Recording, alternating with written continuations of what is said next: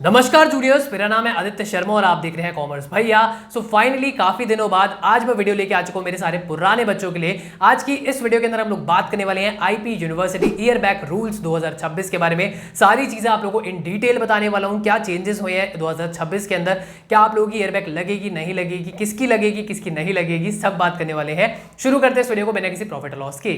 तो जूनियर्स, जैसा कि आप सभी जानते हैं कि अभी रिसेंटली आप लोगों के मई जून 2026 के एग्जाम्स खत्म हुए हैं, जिनको हम लोग इवन सेमेस्टर के एग्जाम्स भी बोलते हैं। सो जैसे ही इवन सेमेस्टर के एग्जाम्स खत्म होते हैं, उसके रिजल्ट को देखते ही बहुत सारे बच्चे मुझको मैसेजेस करना शुरू कर देते हैं कि भैया मेरी कॉलेज ने ईयर बैक की यहाँ पे लिस्ट निकाल दी है, या फिर भैया मेरे क्रेडिट्स इतने बन रहे हैं, या फिर भैया मेरी सीजीपीए मेरी एसजीपीए इतनी बन रही है, या मेरे टोटल स्कोर इतना बन रहा है। तो क्या मेरी सीजीपीए के हिसाब से या फिर मेरी एसजीपीए या फिर मेरे स्कोर के हिसाब से क्या मेरी ईयर बैक लग रही है भैया, फिर नहीं लग रही है। तो इतने सारे मैसेजेस के बाद मुझे हर साल यही लगता है कि भाई एक वीडियो बना के आप लोगों को क्लैरिटी देना जरूरी है कि ईयर बैक कौन से बच्चे की लगती है एक्चुअल में, कौन से की नहीं लगती है। साथ ही साथ में कॉलेज के क्या रूल्स एंड रेगुलेशंस होते हैं इसके ऊपर, या यूनिवर्सिटी के क्या रूल्स एंड रेगुलेशंस है। सो देखो, सबसे पहली बात मैं आप लोगों को क्लियर कर दूं, ये रूल्स एंड रेगुलेशंस आप कहां से देख सकते हो। आईपी यूनिवर्सिटी ने ऑर्डिनेंसेस डाले होते हैं बहुत सारे, जिनको हम रूल्स एंड रेगुलेशंस बोलते हैं।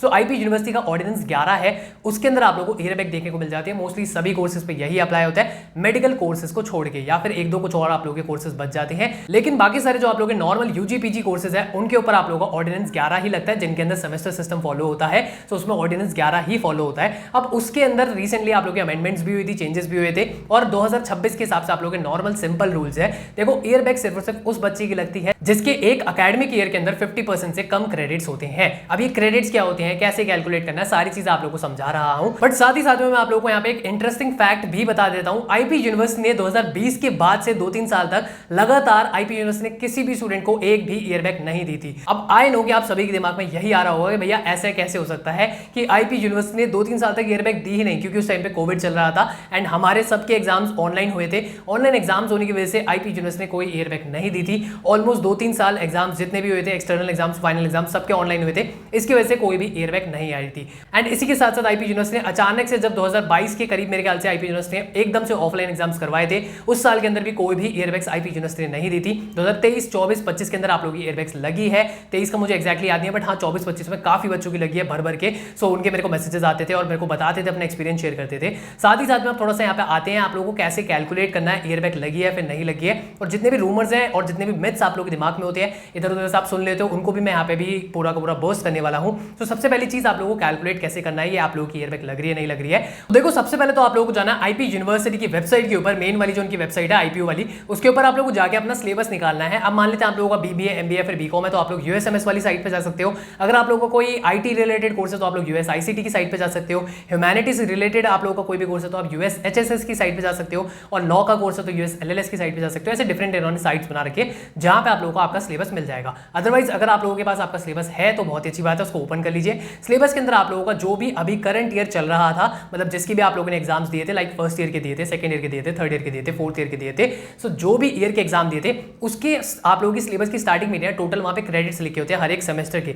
तो आप लोग मान लो आप लोगों ने फर्स्ट ईयर के एग्जाम दिए थे, तो first semester plus second semester के क्रेडिट्स को ऐड कर दो। मान लेते हैं आप लोगों के दोनों सेमेस्टर्स के मिला के 60 क्रेडिट्स टोटल बन रहे हैं। अब अगर आप लोगों को 60 क्रेडिट एक साल का टोटल है, तो 60 का आधा कर दो, मतलब 30। आप लोगों के पूरे 30 क्रेडिट्स आप लोगों के पास होने चाहिए। भैया अब ये कैसे पता चलेगा, क्योंकि आईपी यूनिवर्सिटी का जो भी रिजल्ट पोर्टल है उस पर क्रेडिट्स तो दिख ही नहीं रहे हैं। आप लोगों को क्रेडिट्स कैसे मैच करने हैं, क्रेडिट्स आप लोगों को सिंपली ऐसे देने हैं। आईपी यूनिवर्सिटी ने अपने सिलेबस के अंदर आप लोगों को हर एक सब्जेक्ट के कुछ ना कुछ क्रेडिट्स असाइन कर रखे होते हैं। तो जिस सब्जेक्ट में पास हो उसमें पूरे क्रेडिट दे दो, 4 के 4, 5 के 5। जिसमें आप लोग फेल हो उसमें 0 क्रेडिट दे दो। बहुत ही सिंपल है, ठीक है। तो ऐसे करके अपने क्रेडिट्स का टोटल कर लो, उसका हाफ कर लो, और साथ ही साथ में पता कर लो कि आप लोग के 50% से ज्यादा क्रेडिट बन रहे हैं एक साल के, या फिर नहीं बन रहे हैं। नहीं बन रहे तो ईयर बैक लगेगी। अब इसके अंदर बहुत सारे बच्चे ये भी कुछ अपना दिमाग चलाते हैं कि भैया अगर मेरे लास्ट ईयर के अंदर मान लो पिछले साल के अंदर मेरी इतनी बैक थी और फिर इस साल के अंदर मेरी दोबारा इतनी बैक हो गई है, तो उससे कोई फर्क पड़ेगा? भैया कोई फर्क नहीं पड़ेगा। यूनिवर्सिटी ने क्लियर बोला है, आप लोगों का अभी जो करंट साल गया है, पिछला साल गया है, मतलब करंट एकेडमिक ईयर जो भी गया है आप लोगों का, उसके अंदर एक साल के अंदर बस 50% से कम क्रेडिट नहीं होने चाहिए। सिंपल यही वाला रूल लगता है और कोई रूल नहीं लगता। बच्चे पता नहीं अलग अलग रूल्स लेके आते हैं मेरे पास। तो यही आप लोगों का मेन ईयर बैक का आप लोगों का क्राइटेरिया 2026 के लिए। साथ ही साथ में काफी सारे बच्चे मेरे को ये भी पूछते हैं, भैया कॉलेज ने ना ईयर बैक तो दे दिया लेकिन सेकंड ईयर की फीस मांग ली है, मतलब जो भी आप लोग ईयर कंटिन्यू करने वाले उसकी फीस मांग ली है। ऐसा कुछ भी नहीं होता है। आईपी यूनिवर्सिटी ने क्लियरली मना किया है कि आप लोगों को घर बैठना उस टाइम पे, जिसको हम लोग एकेडमिक ब्रेक भी बोलते हैं। घर बैठने के साथ साथ आप लोग उन जो भी आप लोगों की बैक, मान लो आप लोग 10 सब्जेक्ट में बैक है, या 8 सब्जेक्ट में बैक है, 9 सब्जेक्ट में बैक है, जितनी भी बैक्स आप लोगों की आई हुई थी उस पूरे एक साल के अंदर, अंदर सिर्फ उन बैग्स के पेपर को आप लोगों को देना है, क्लियर करना है। हाँ, बैग के पेपर की फीस आप लोगों को रीअपियर की फीस जरूर लगेगी, लेकिन आईपी यूनिवर्सिटी आप लोगों से और कोई फीस नहीं ले सकता है। सो बस आप लोगों को फीस देनी है, रीअपियर वाली अपने एग्जाम्स देते रहने हैं। मई जून में एग्जाम होते हैं, दिसंबर जनवरी में एग्जाम्स होते हैं, एग्जाम्स देके क्लियर करना है और अगले साल से आप लोग ज्वाइन कर सकते हो अपने जूनियर्स के बैच को। और हाँ, आप लोगों का जो बैच होगा, जो सिलेबस होगा, वो सब कुछ आपके जूनियर्स के अकॉर्डिंग ही फिर चलेगा आगे का। सो बस यही रूल्स है आईपी यूनिवर्सिटी ईयर बैग 2026 के। आई होप आप लोगों को वीडियो पसंद आई होगी। अगर पसंद आई तो उसको लाइक और शेयर जरूर करिए, चैनल को सब्सक्राइब कर लीजिए ऐसे और वीडियोस के लिए। मैं मिलता हूं आपसे अगली वीडियो में, अभी के लिए इतना ही, धन्यवाद।